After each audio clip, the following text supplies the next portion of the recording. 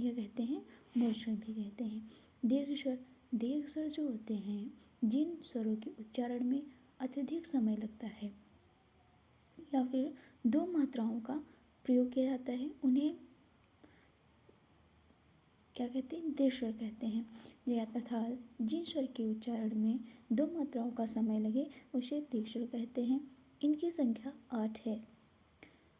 बड़ा आ, बड़ी ई, छोटा ऊ, माफ कीजिएगा, बड़ा आ, बड़ी ई, बड़ा ओ, री, ए आए, ओ आओ आदि। हम बढ़ते हैं प्लुप्त स्वर। प्लुप्त स्वर जो होते हैं जिन स्वर के उच्चारण में 3 या उससे अधिक मात्राओं का समय लगे उसे प्लुप्त स्वर कहते हैं। जब किसी व्यक्ति को दूर से पुकारते तथा संबोधन पद के अंतिम वर्ण को 3 मात्राओं का समय लगाकर बोलते हैं उन्हें प्लुप्त स्वर कहते हैं। प्लुप्त स्वर का उपयोग अधिकतर कहाँ पे होता है? संस्कृत में होता है। कहाँ पे होता है? संस्कृत में होता है।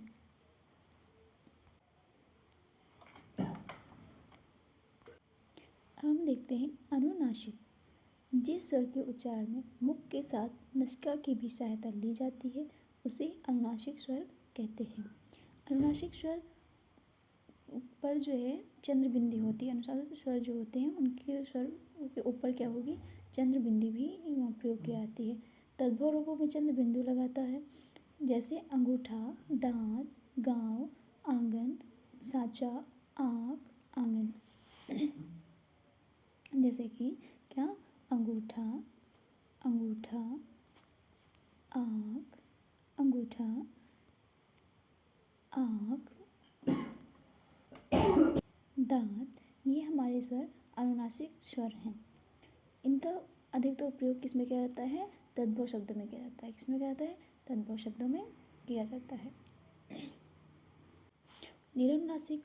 निरानुनासिक जो होते हैं, निरानुनासिक जो स्वर केवल मुख से उच्चारित होते हैं उन्हें निरानुनासिक स्वर कहते हैं। संयुक्त स्वर है। संयुक्त स्वर, अगर हम संयुक्त स्वर की बात करें तो संयुक्त स्वर कुछ हमारे संयुक्त स्वर हैं जैसे कि ए, आए, ओ, औ। ये स्वर हमारे संयुक्त स्वर कहलाते हैं।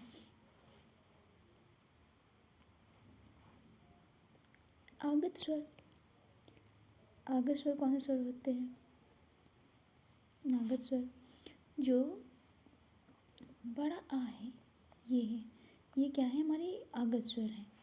फिर उसके बाद में हम देखते हैं अग्रस्वर। क्या? अग्रस्वर। अग्रस्वर कौन से होते हैं? अग्रस्वर से अग्रस्वर और मध्य स्वर, मध्य स्वर कौन से? मध्य स्वर और पश्च स्वर। स्वर इन सभी का उच्चारण कहाँ से होता है? यह जिह्वा के आधार पर होता है। जिह्वा के आधार पर इनका उच्चारण होता है। जिह्वा के आधार पर इनका क्या होता है? उच्चारण होता है। ठीक है।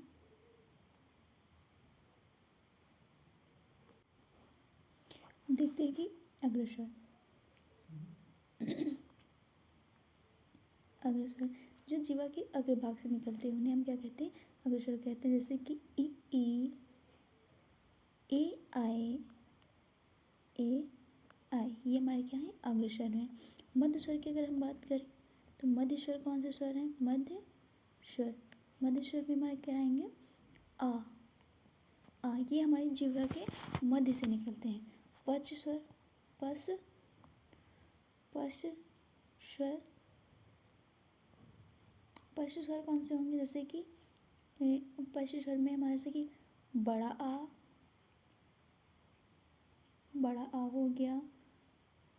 और हमारे कौन से होंगे? छोटा ओ हो गया, बड़ा ओ हो गया, ओ हो गया, औ। ये हमारे क्या है? ये हमारे पश्च स्वर हैं। अब हम बात करते हैं समृद्ध स्वर। हमारे क्या होते हैं? समृद्ध स्वर। समृद्ध स्वर कौन सा स्वर? समृद्ध स्वर। समृद्ध स्वर कौन से हैं? समृद्ध स्वर हमारे वे स्वर हैं जैसे कि ई, बड़ी ई, छोटा ऊ, बड़ा ऊ, ये हमारे क्या हैं, ये हमारे समृद्ध स्वर हैं। अर्ध समृद्ध स्वर कौन से हैं? अर्ध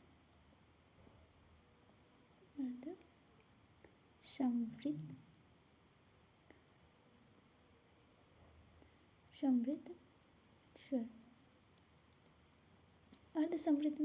अर्ध समृद्ध में हमारे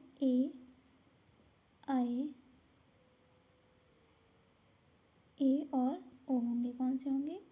ए और